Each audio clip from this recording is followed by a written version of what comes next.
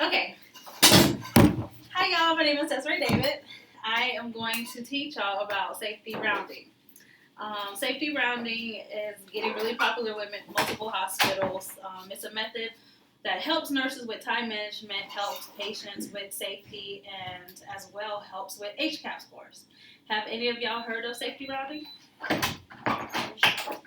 Every shift? Have heard about it? Okay. With safety rounding, it's also another name. It's called hourly rounding that you've heard before. There's a paper that I have to get from y'all that y'all would get for each patient. This paper y'all would use as a guide in the patient's room to do hourly rounding, or also called safety rounding. Safety rounding is when you go in, you introduce yourself to the patient. After introducing yourself to the patient, you're going to address your 4 Ps. 4 Ps are pain. You're going to ask the patient, are you in any pain at the moment? So you'll know to go and treat the patient if need be. Second one be potty. Potty is involved with helping the patient go to the restroom. After assisting the patient going to the restroom, you're going to address the 4 P possessions.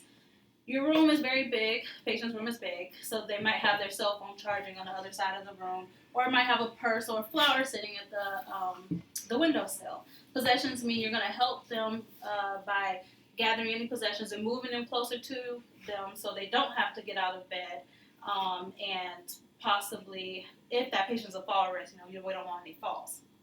The 4th P is pain, body possession, and position. Some of your patients on this med-surg unit might not be able to move themselves, be bedbound, or paraplegic or so. So you're going to help them turn every 2 hours if need be. But because this is safety rounding / hourly rounding, you're going to ask the patient, would you like your legs on a pillow underneath for comfort? Move them to the left or move them to the right.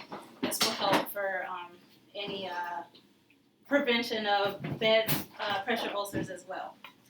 Now, it is a big commitment to try to go into the patient's room every hour. I know it can be hard with patient acuity or the type of patients that you'll get if you have to take care of 6 patients. So it's not just staff nurses, but also nursing tech. We work together and try to go in every hour to the best of our ability.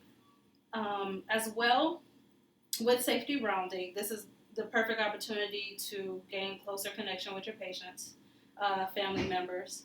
And every time you go in and you use a paper, the hourly rounding sheet, and you mark your tag off, or what I would say your initials for your patient's hourly rounding, this will be the perfect opportunity to get closer with your patients. What do they call it? Connection. Personal connection, yes. So you get a personal connection with your patients and the family members, and as well prevent falls. Now, with the hourly rounding sheet, if you ever need help, I would say you can always go to your director or manager. If it feels like you just cannot go in there every hour, utilize your whole entire team. Now, there's a couple questions I want to ask you about hourly rounding. Let's say a patient presses their bed alarm button and needs some assistance with going to the restroom, and you've already rounded with them 30 minutes ago. Should you go and help that patient if they use the call bell button? Yes. Yeah. Of course you should go help them. Correct. So this question was meant for, even though you already just went in there 15 minutes, your patient probably was on Lasix. That does not mean that just because you went in 15 minutes ago to do your hourly rounding that you just ignore that round and not help them. The main purpose of hourly rounding is try your best to be there every hour, but if not, then utilize your CNA or your nursing aide to help you. Do y'all perhaps have any questions for me in regards to hourly rounding?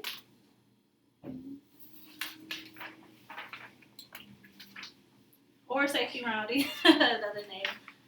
Or any experiences that y'all had. Yes. What are the barriers? What does best practice say the barriers are for hourly rounding?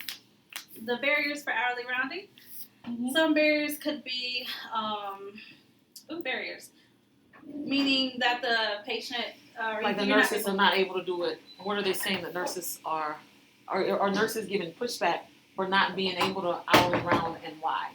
Some barriers could be the nurse load if they're maxed out and possibly having 6 patients. That could be extremely hard for them to get back to their patient within that hour. Okay. So the best thing I would ask for that nurse to do is collaborate with their charge nurse or their CNA and try to schedule a time where they can be in there.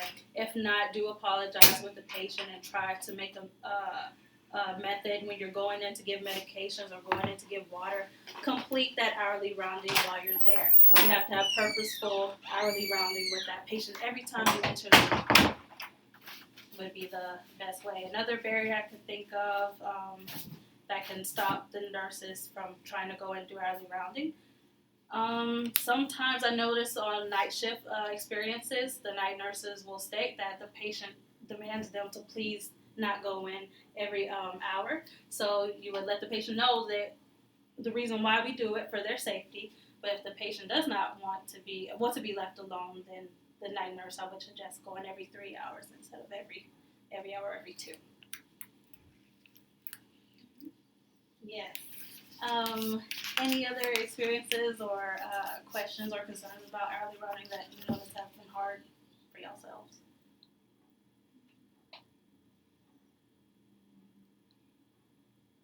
No? No. All right, well, very good. If y'all don't have any questions or concerns, this concludes my teaching of hourly rounding. If you do have any questions, please call out to me and I'll feel free to help you if you have any questions. Thank you. Okay, so our next